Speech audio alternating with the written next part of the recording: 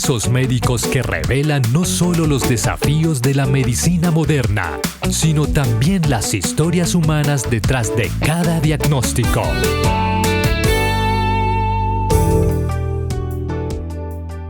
Hola, ¿qué tal? Dios te siga bendiciendo. Un saludo especial para ti. Bienvenidos a Medicasos. Para mí es todo un placer estar aquí enfrente de los micrófonos de AWR Colombia y justamente presentarles en compañía de la doctora Karen Marsiglia, médico internista, el programa del día de hoy. Permítame saludarlas del día de hoy. Doctora, ¿cómo está? Dios le bendiga. Hola Sara, ¿cómo estás? Yo muy bien, gracias a Dios, deseosa de que charlemos un poquito de nuestro caso de hoy. Claro que sí, estuve leyendo por acá, habían algunas palabras, doctora, que tengo que confesar que no entendía, pero aquí gracias a su traducción aquí ya lo logramos acomodar un poquito y espero que nuestro asistente nos los pueda revelar de una manera que todos lo podamos entender. Doctora, cuéntenos un poquito para todos aquellos escuchas que tenemos el día de hoy que muy probablemente nunca haya escuchado nuestro programa Medicasos. ¿En qué consiste?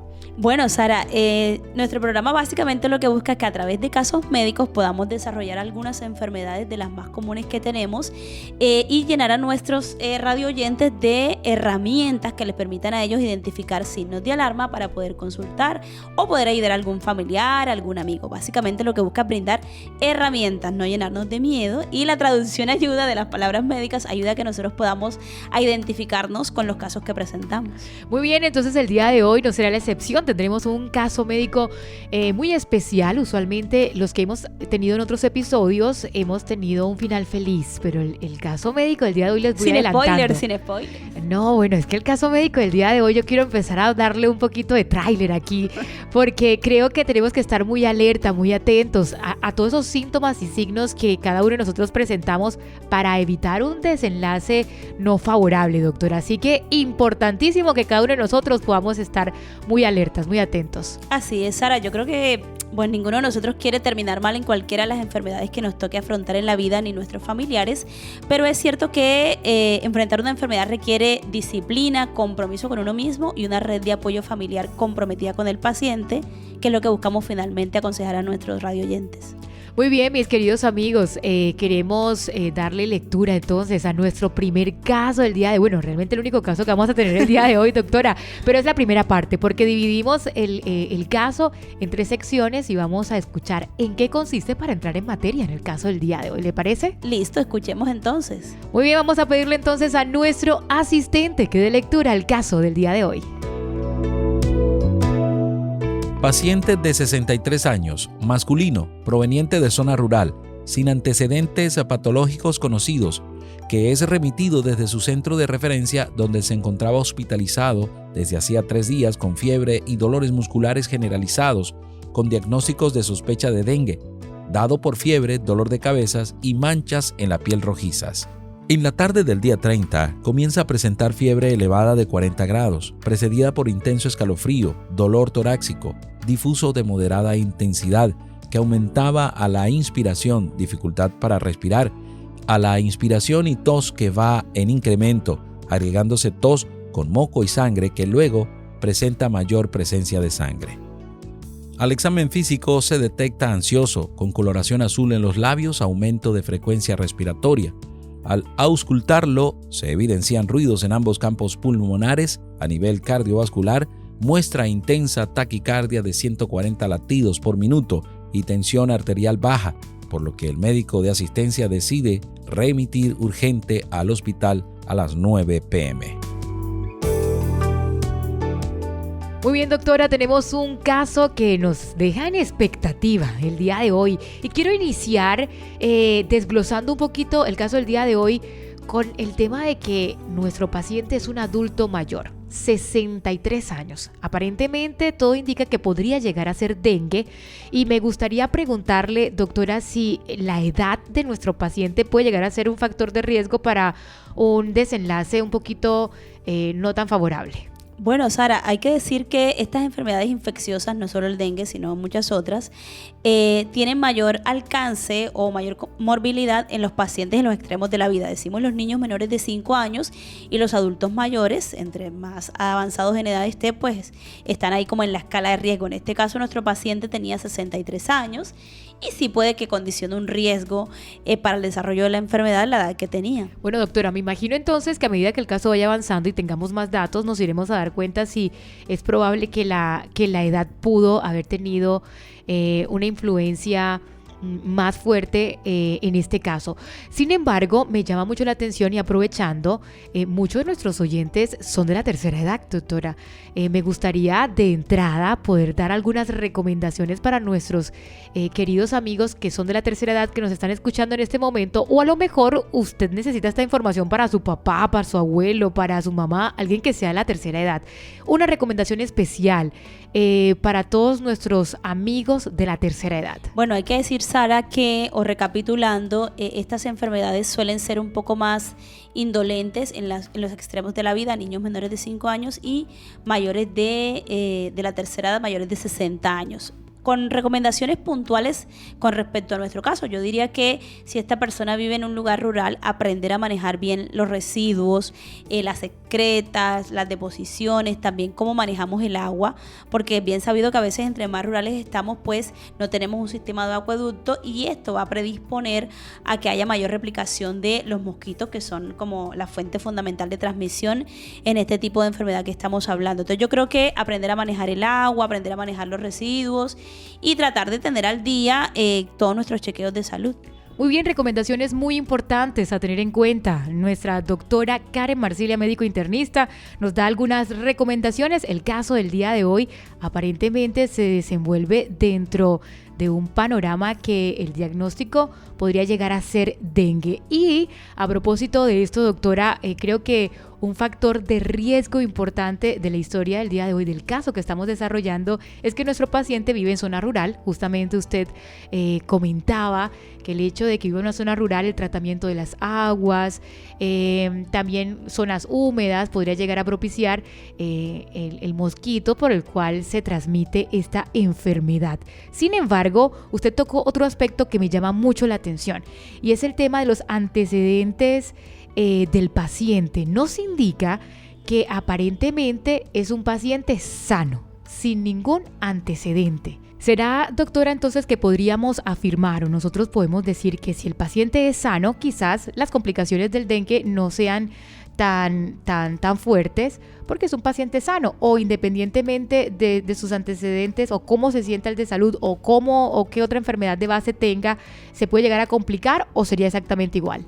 Bueno, Sara, la verdad es que todos los pacientes, independientemente de la enfermedad que padezcan, si tienen ya una comorbilidad, una enfermedad de base como hipertensión, diabetes, mismo la edad, baja de defensas por cualquier otro motivo, pueden ser más predispuestos a tener complicaciones. En el caso del dengue no es la excepción.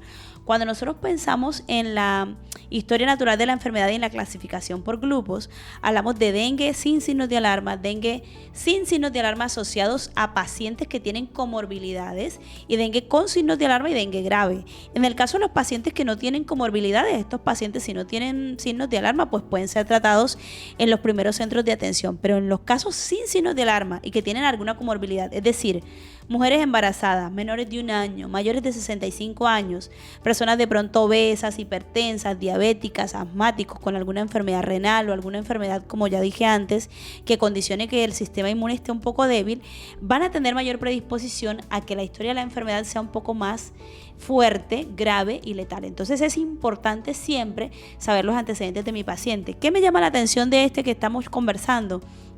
Que es un adulto mayor y que aparentemente era sano. No dudo yo de que hay gente que escucha la radio y es adulta y demás, y es entrada en años y sea sana, pero es cierto que en nuestro sistema de salud muchas veces los pacientes no tienen como la posibilidad de consultar a tiempo. Okay. Entonces se dicen sanos o que no tienen antecedentes, pero porque no han hecho los chequeos clínicos pertinentes para su edad o no han hecho consultas previas para poder saber si padecen alguna enfermedad. No tiene ningún diagnóstico. Bueno, dicho sea de paso, nuestro paciente vive en zona rural y también el servicio médico médico en zonas rurales puede ser un poquito escaso. Así que podríamos llegar a aclarar, y quizás, doctora, esta sea la situación, a lo mejor sí tenía alguna enfermedad de base, porque según lo que usted me está diciendo, si existe una comorbilidad, Ajá. de una u otra forma, el paciente quizás pueda manejar los síntomas con alguna medicación o algo mucho más tranquilo. Sin embargo, el caso nos dice que el paciente se complicó. 40 grados centígrados de temperatura, que ya es una temperatura lo suficientemente elevada.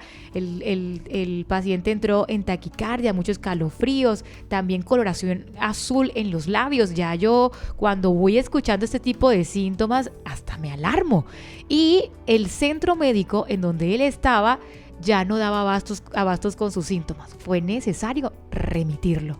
Entonces, explíquenos, doctora, cómo es posible que un paciente que aparentemente es un paciente sano y estaba en tratamiento médico, porque él ya estaba hospitalizado, Claro. estaba bajo supervisión médica en un tratamiento, se complique a tal punto que tenga que ser derivado a otra clínica?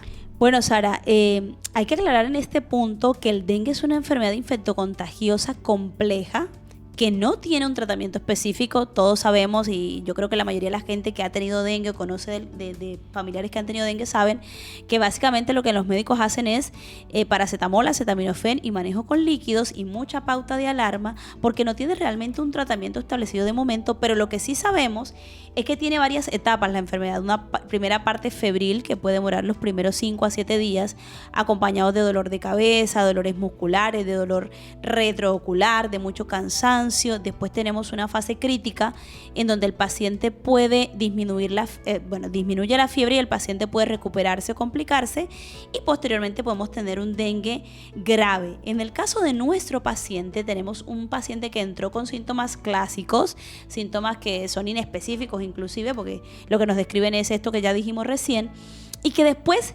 evoluciona con complicaciones en la primera semana, en la etapa febril, donde nos dicen que ya empieza con signos de dificultad respiratoria y esto condiciona gravedad. Hasta aquí quiero aclarar que el paciente venía siendo bien tratado, estaba en la unidad de atención de dengue, estaba siendo vigilado, estaba recibiendo el tratamiento como lo tenía que recibir según lo que estuvimos escuchando, pero evoluciona mal. Y puede que haya evolucionado mal porque tenía una comorbilidad, por la edad, por la viremia misma de la enfermedad, y llevó a que se complicara y tuvieran que trasladarlo, porque claramente en un centro de primer nivel este tipo de complicaciones ya toca entonces derivar a centros de mayor complejidad. No sé, Sara, si en este punto podemos escuchar cómo sigue nuestro caso, o hablamos un poquito más acerca de alguna duda puntual que tengas. Claro que sí, me gustaría seguir escuchando el caso, porque yo quiero saber si el diagnóstico de dengue es positivo o no, para empezar a hablar de la enfermedad, porque si es dengue, doctora, quiero que usted me explique un poquito más sobre el dengue. Si no es dengue, sino otra enfermedad,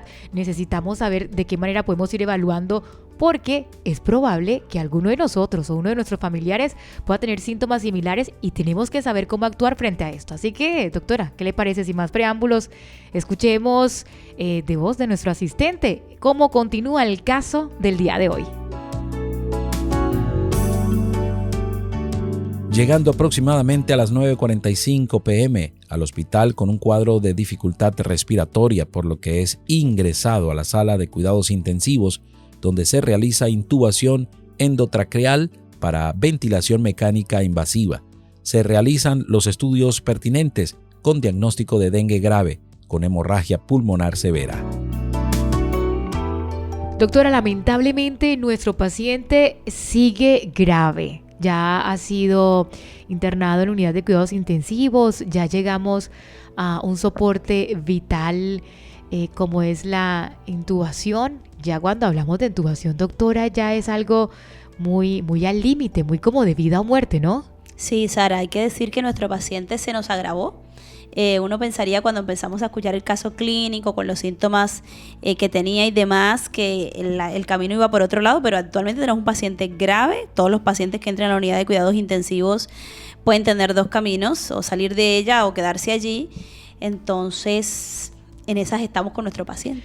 Pero lo que me gusta del caso del día de hoy es que tenemos un diagnóstico, doctora, y ya está confirmado que nuestro paciente tiene dengue. Exacto. Así que al principio llegamos con una sospecha, todavía no era 100% probable, todos sus síntomas quizás indicaban a esto, pero ya tenemos un diagnóstico oficial y bueno, ya cuando hay diagnóstico es mucho más fácil poder dar un tratamiento. Así es, ya cuando nosotros sabemos a qué nos estamos enfrentando a ciencia cierta, podemos decir, bueno, esto va a tomar este camino y lo podemos tratar de cierta forma. Ahora, decíamos antes de leer la segunda parte del caso que el dengue actualmente no tiene un tratamiento específico como tal, sino que es manejo de los síntomas y líquidos endovenosos de alguna manera muy fuertes, por decirlo de alguna forma, para el paciente que está enfrentando la enfermedad. Obviamente hay medidas de soporte en la unidad de cuidados intensivos, como la que está pasando nuestro paciente. Fue intubado, se le están haciendo una serie de exámenes, seguramente está con soporte vasopresor, con líquidos endovenosos, con monitoreo constante, pero hay que ver cómo sigue la enfermedad en él. Doctora, bueno, ya que tenemos el diagnóstico confirmado y nuestro paciente tiene dengue, ¿qué tal si hablamos un poquito sobre esta enfermedad? Creo que la mayoría de nosotros sabemos que es contagiado por un mosquito.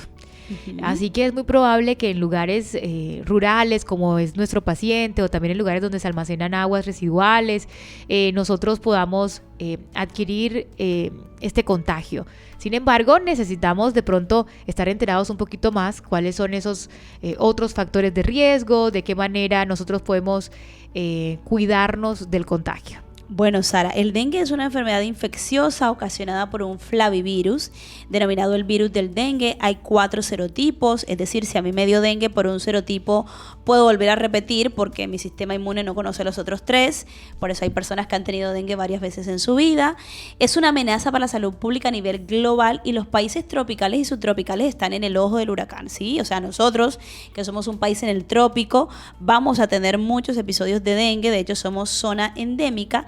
Y lo que se sabe es que tiene periodos cada tantos años en los que se producen endemias. La última pandemia asociada al dengue estuvo también relacionada entre los años 2019 y 2020. Es una enfermedad que anteriormente se clasificaba como dengue clásico y dengue hemorrágico. Actualmente nosotros hablamos de dengue con signos de alarma, dengue sin signos de alarma y dengue grave. Y la enfermedad atraviesa ciertas etapas, como ya lo habíamos dicho, una fase febril, una fase crítica y una fase de recuperación en el caso que el paciente se recupere, que no parecería ser el caso de nuestro paciente. ¿Cuáles son algunos de los factores de riesgo? Como ya dijimos, vivir en países tropicales, en países muy húmedos, los extremos de la vida, tener alguna comorbilidad asociada, habitar en lugares donde no hay un buen tratamiento para las aguas, donde tenemos que almacenar. Por eso el tema en nuestro paciente de ser rural tiene mucho que ver. Y básicamente esos serían como los factores de riesgo. El tratamiento ya dijimos que es todo sintomático y de acuerdo a cómo se comporte la enfermedad, el médico determinará si hay que tratarlo en la casa, si hay que tratarlo en las unidades municipales o en las unidades rurales, o si el paciente ya requiere una atención en un lugar de mayor complejidad, como es la unidad de cuidados intensivos, que es el caso que estamos hablando hoy. Doctora, y bueno, me imagino, ya usted dijo que teníamos varias clasificaciones, porque yo sí he conocido personas, por ejemplo, que tiene dengue, pero lo mandan para su casa con medicamento, con algunos síntomas de alarma que hay que estar atentos, en caso tal de que los presentes regresan al centro médico, pero también otros, como el de nuestro paciente, que ya está en un nivel un poco más complejo y requiere hasta una intubación. Doctora, sabe que a mí me gustaría que usted nos aclarara algo, y es que después del COVID-19 pasó que cada vez que nosotros escuchamos la palabra intubación nos asustamos y decimos, no, es que toda persona que lo intuban se muere. Y yo quisiera que usted nos explique un poquito y quizás nos aclare ese tabú que tenemos actualmente y que por supuesto el COVID nos marcó de una u otra forma, pero creo que es importante que usted como médica nos pueda aclarar un poquito y despejar ese tipo de dudas. Sí, Sara, mira, la pandemia del COVID a todos nos marcó, ya sea porque nos hayamos enfermado, porque perdimos seres queridos, por todo lo que significó el cambio en nuestra rutina, ¿verdad? Pero les quiero informar a toda nuestra audiencia que los médicos intubábamos desde antes del COVID, o sea, la intubación no es nueva. Exactamente, no es nueva, no es algo que nos enseñaron en el momento del COVID, no. Es una medida de soporte para ciertos pacientes que entran en insuficiencia respiratoria. Y uno puede hacer insuficiencia respiratoria por muchísimas causas, entre esas tenemos años, las neumonías graves, las fallas cardíacas, los pacientes que están enfrentando diferentes tipos de choque, ya sea hipovolémico, séptico. O sea, hay un montón de causas por las cuales un médico tendría que decidir si intuba un paciente o no. Y siempre buscando la forma de que el paciente pueda estar mejor. Obviamente, Sara, un paciente que está intubado está muy grave, tiene altas chances de fallecer por cualquier causa que lo haya llevado a esa situación. Sin embargo, con la intubación yo considero que lo puedo ayudar. Puede que en el momento de la intubación el paciente haga una complicación y fallezca, es verdad, pero no es que si lo intubo es una condición específica de que se va a morir, no. Sí es de que si el paciente llegó a ese momento o a esa decisión que hay que tomar con él, el paciente está grave, eso hay que aclararlo. Claro, doctora, entonces, de acuerdo a lo que usted está diciendo, bueno, sí es probable que una persona que ya está entubada ya está grave, como dice usted, y la muerte es una probabilidad alta. Así que, bueno, a veces nosotros nos alarmamos, pero es importante poder acudir a no, creo que es una herramienta, ¿no? Una herramienta indispensable o muy crítica para momentos específicos. Bueno, bien, muy bien, doctora. Teniendo en cuenta todo esto que ya nosotros hemos estado hablando, estamos desarrollando el tema del dengue. A mí me gustaría saber que usted nos dé algunas recomendaciones de cómo podemos evitar el dengue. Saben que cuando vivimos en zonas rurales o en pueblos, quizás estamos muy alertas y muy atentos a eso. Quizás en las ciudades poco, pero también se presenta. Entonces, quizás me gustaría que usted nos pueda dar algunas indicaciones, ya sea que vivamos en el campo o que vivamos en la ciudad, para poder prevenir una enfermedad como el dengue, que puede llegar a ponerse muy grave.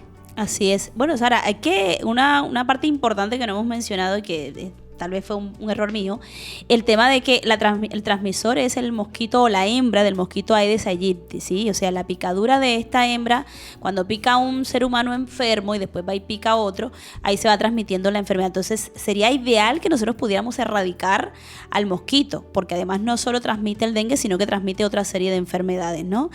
Entonces, el control del vector sería muy importante, por eso sí, eso es como regla básica acá, el tema de los repelentes, de usar ropa que sea como que nos tape las zonas donde el mosquito podría picarnos, no exponernos a zonas donde hay alta proliferación de este mosquito, por eso hablamos de las zonas rurales.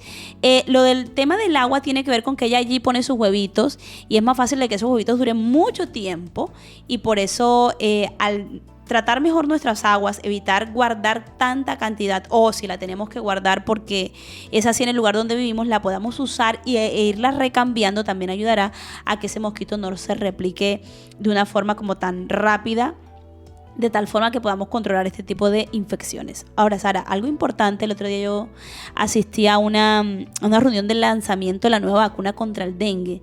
Es algo que ya se lanzó al mercado, que solo está para ciertos serotipos y que está aprobada para niños a partir de los 4 años hasta adultos mayores hasta los 60. También es una herramienta que se está probando todo para ayudar en las Américas a poder controlar esta enfermedad. Pero hasta ahora lo que tenemos a la mano es poder controlar el mosquito, poder controlar o mejorar el tratamiento de las aguas, evitar los residuos o hacer mal uso de todas las basuras que tenemos alrededor. Y si tenemos una persona enferma de dengue en la familia, que no tiene signos de alarma, que está allí, recordemos que en la primera semana es muy importante usar el toldillo. ¿Por qué? Porque eso va a evitar que el mosquito entre en contacto con la persona y pueda propagar un poco más la infección. Doctora, me estoy enterando ahora que tenemos vacuna para el dengue. Háblenos un poquito relacionado con esto. Y usted dice que aplica para algunos serotipos. Explíquenos un poquito de eso, ¿a qué se refiere usted con serotipos? Claro. ¿Qué tipo de dengue o de pronto qué tipo de complejidad? ¿Y quiénes podríamos ponérnoslas? ¿Y cómo? ¿Dónde? ¿Cuándo? Bueno, Sara, es una vacuna que se está lanzando al mercado, relativamente nueva, ya se ha hecho trabajo en Brasil. Dijimos al principio que el dengue tiene 4 serotipos, 1, 2, 3 y 4. Estas vacunas, si no estoy mal, es 1, 2 y 3, es la Qdenga de la que estoy hablando. Y ya se ha aprobado para niños a partir de los 4 años y adultos mayores o adultos hasta los 60 años. Lo que se busca es tratar de controlar la enfermedad. El serotipo que estaría por fuera sería el DEN4, y yo aclaraba que es si el medio grave. dengue en este momento no lo cubre la vacuna, pero si a mí me dio dengue por DEN1 y después me pica el mosquito y me transmite el serotipo DEN3, pues me voy a volver a enfermar de dengue, ¿no? Entonces, son esfuerzos que se están haciendo en este momento. Está no hace parte del carnet de vacunación, por eso actualmente no está dentro del carnet de Colombia por lo menos, pero sí está circulando en el mercado ya como marca comercial, es la Qdenga de la que estoy hablando, repito, y es una opción que podemos tener a la mano. Al no estar en nuestro esquema de vacunación, doctora, ¿podemos acceder gratuitamente a ella o podemos ir a un centro de salud y hay que pagarla? ¿Cómo sería? No, tienes que informarte en la ciudad dónde la están colocando y hay que pagarla. O sea, de momento es de índole privado, porque pues todavía no hace parte del carnet de vacunación, como dije. Ok, muy bien. Bueno, interesante dato, ese no sabía y creo que aquí nos estamos informando todos con la doctora Karen Marsilia, hoy hablando sobre el dengue. Doctora, me gustaría saber cómo evoluciona nuestro caso. Bueno, sí, yo te había dicho al principio que no hiciéramos spoilers. Vamos a ver cómo le fue a nuestro paciente. Vamos a escuchar entonces, pidámosle a nuestro asistente que nos dé lectura a la finalización del caso del día de hoy. El paciente lamentablemente muere al siguiente día de ser internado. Causa básica de muerte, dengue severo. Diagnóstico definitivo, edema, congestión y hemorragia pulmonar severa. Doctora, lamentable noticia. Acaba de fallecer nuestro paciente. Sí, acaba de fallecer nuestro paciente. Una de las peores cosas a las que se puede enfrentar un médico es el desenlace fatal de la persona que está tratando, pero eso tienen estas enfermedades. Nosotros a veces pensamos de que yo conozco un montón de gente que con agüita de coco anduvo bien con el dengue, pero realmente, por ejemplo, hasta la última pandemia que hubo en el 2020 se registraron 1.7 millones de casos y de esos fueron 3.677 casos graves y 613 muertes. Entonces no es un dato menor que esta enfermedad de índole obligatoria, de notificación obligatoria, problema de salud pública, es algo que todavía, Sara, tenemos que informarnos, tenemos que saber cómo se trata y consultar a tiempo, porque a pesar de que incluso podamos hacer todas las cosas bien, por el desarrollo de la enfermedad pueden pasar estas cosas. Y es que nos damos cuenta con este caso que el dengue puede llegar a ser letal. Y usted decía, doctora, que yo conozco casos de que fue que en el hospital no le dieron la atención necesaria y fíjese que nuestro paciente estuvo desde el inicio, tuvo atención médica oportuna. Así es. A su vez fue remitido a un hospital de mayor complejidad, también fue atendido allá, sin embargo el desenlace fue trágico, el paciente murió y a mí me gustaría que nosotros pudiéramos quedar con esto en nuestra mente, que el dengue puede llegar a ser fatal y que es algo no menor. Tenemos Exacto. que prestarle mucha atención y me gustaría, doctora, que usted nos pueda dar algunos, no sé, tips, consejos o alarmas a tener muy en cuenta a que nosotros cuando tengamos algunas, no sé, algunos signos específicos, ya sepamos que tenemos que consultar, que tenemos que prestar atención porque probablemente se pueda complicar nuestra enfermedad. Así es. Bueno, Sara, de hecho la enfermedad dijimos es con signos de alarma o sin signos de alarma, pero no hemos mencionado cuáles son esos signos de alarma en el dengue.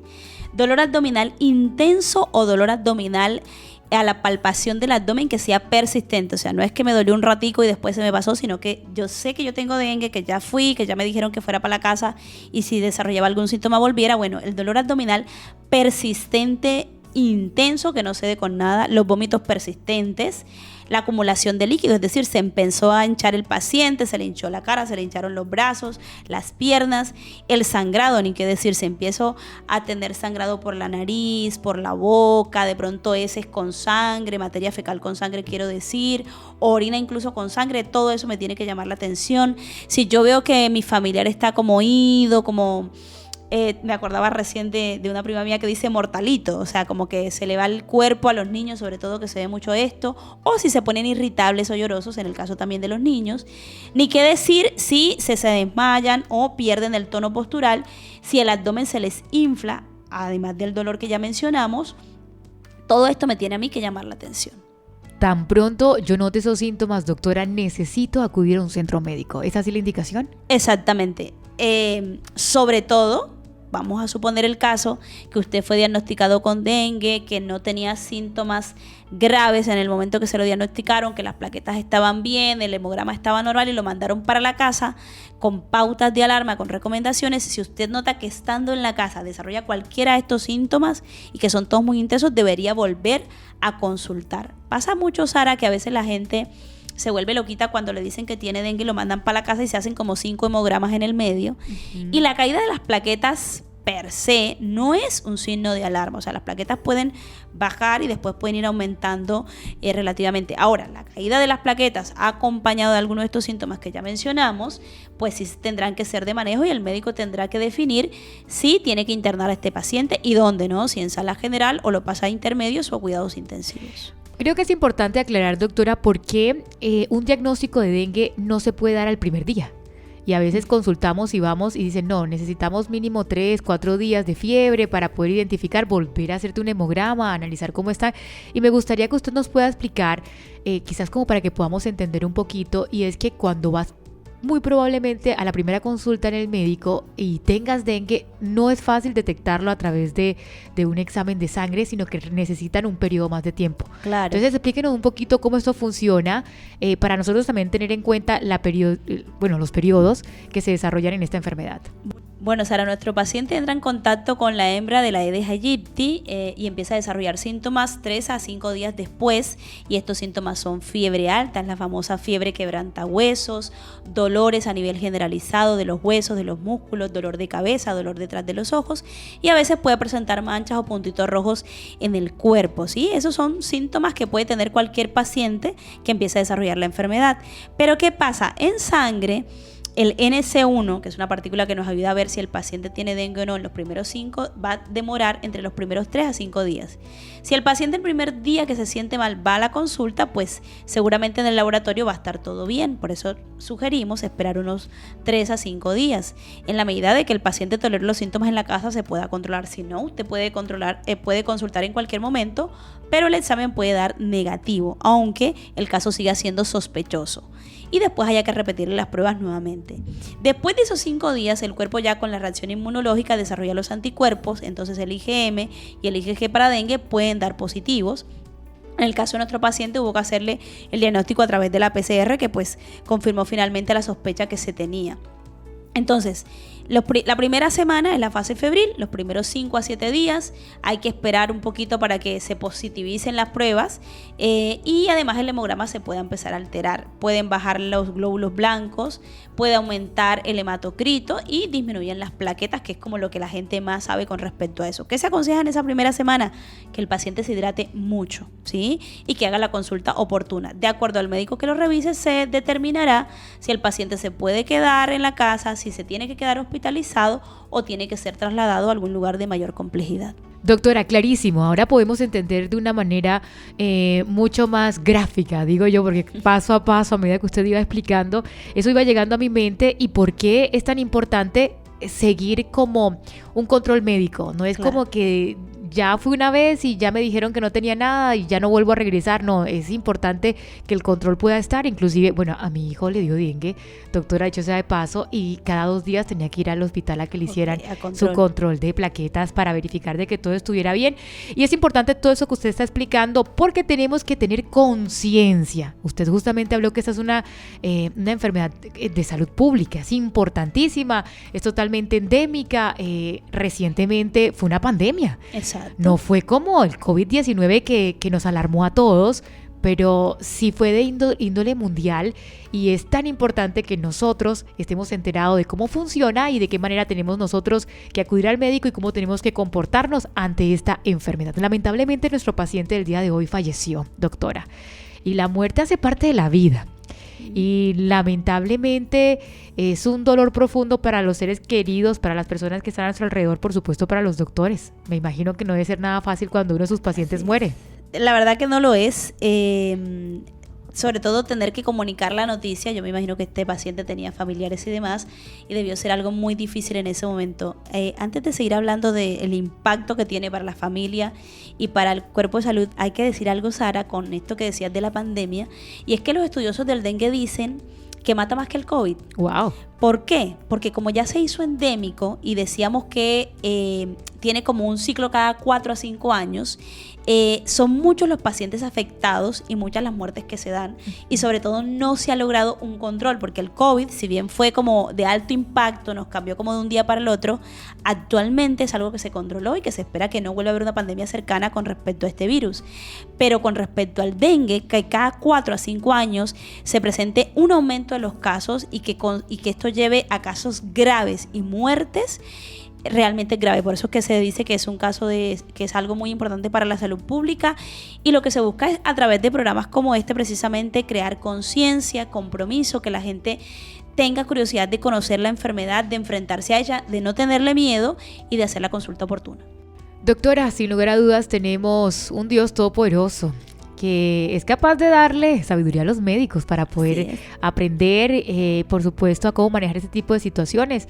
También importante para nosotros tener muy en claro todo, porque creo que nuestro cuerpo es templo del Espíritu Santo, y lo creo porque así la Biblia lo dice, y qué tan importante es que nosotros siempre estemos como a la vanguardia de la medicina también. No somos médicos, no estudiamos, respetamos mucho esta carrera, pero qué tan importante es que nosotros como pacientes, como civiles, podemos llegar a decir, necesitamos estar enterados de todo esto. Muchas gracias por enseñarnos, muchas gracias por estar explicándonos a cada uno de nosotros esto, y valoramos mucho el tiempo que usted ha dedicado para nosotros aquí en Medicazos, doctora Karen. No, para servirles siempre, para aprender juntos y para poder actuar, ¿no? Lo que se quiere es que aprendamos juntos y podamos actuar en consecuencia de lo que aprendamos. Doctora, a mí me gusta siempre terminar nuestros programas con una oración. Y sabe, hay muchas personas que a lo mejor estén pasando por alguna enfermedad infecciosa o no. Muy probablemente estén bajo algunas circunstancias médicas, algunos controles, están a la espera de algunas situaciones. Y a mí me gustaría que usted nos pueda regalar una oración para todas aquellas personas que a lo mejor el día de hoy nos están escuchando en un hospital. O a lo mejor estén muy tristes porque su diagnóstico no ha sido el que esperaba. Pero existe la esperanza y el consuelo que nos da nuestro Padre Celestial, así que quiero aprovechar que usted está acá, y qué bendición tener una médico y además cristiana que nos pueda impartir no solamente conocimiento, sino que también esperanza. Bueno, Sara, entonces vamos a orar. Oremos. Padre nuestro que estás en el cielo, alabamos tu nombre, Señor. Te damos muchas gracias por lo que haces por cada uno de tus hijos. Estamos hablando hoy de temas infecciosos, Padre, y te queremos poner en tus manos a cada persona que puede estar atravesando un diagnóstico como este. Te pedimos que tú estés con cada uno de los pacientes que hoy se encuentran en algún hospital, tal vez algunos con diagnósticos que no son muy alentadores. También en medio de esta oración me acuerdo de personas que tal vez han perdido un ser querido, que están atravesando un duelo a través de alguna enfermedad o alguna situación fortuita, y te los quiero poner en tus manos. Tú conoces nuestro final desde el principio, tú tienes un propósito para cada uno de tus hijos, y en tus manos, Señor, queremos reposar sabiendo que aunque las cosas a veces no terminen como nosotros queremos, sin duda todas tienen un propósito en tus manos. Te pedimos que nos des consuelo, que nos des paz, que bendigas a nuestra audiencia, que también bendigas al equipo de Radio Mundial Adventista y que sigas estando con nosotros. Queremos aprender junto a ti y oramos en el nombre de Jesús. Amén. Amén y amén. Muchas gracias, doctora Karen Marsilia, por orar por nosotros, por enseñarnos y por supuesto por dedicarnos parte de su tiempo aquí en nuestro programa Medicazos. Muchas gracias por acompañarnos. Gracias a cada uno de ustedes, mis queridos oyentes, por también estar muy atentos a nuestra programación. Bendiciones para todos. Nos vemos en un siguiente caso aquí en su programa Medicazos.